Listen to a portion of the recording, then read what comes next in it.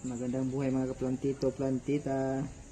So, meron tayong mga strawberry na nabubulok na. So ang ginawa natin, binilad muna natin sa araw, tapos yan.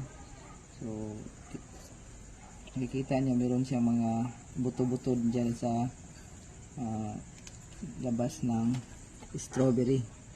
Yan, so yan yung gagawin nating pangpunla yung mga buto niya sa labas. So kukunin natin ang liliit.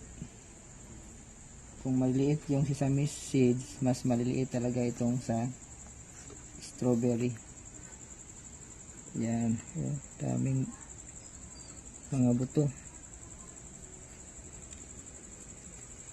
Kasi magtatanim tayo ng strawberry doon sa ating mini farm. Yan, sayang naman kasi yung mga buto niya, pwede pang tanim. Madali lang kasi masira itong strawberry.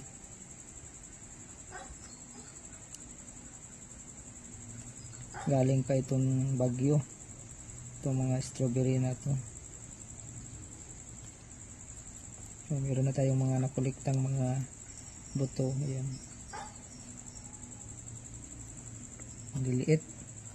Wala tayong pangtanggal ng buto, yung parang poler.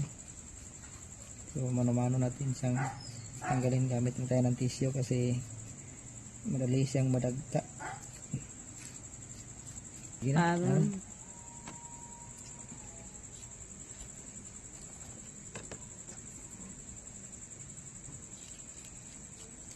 Okay, tama na to.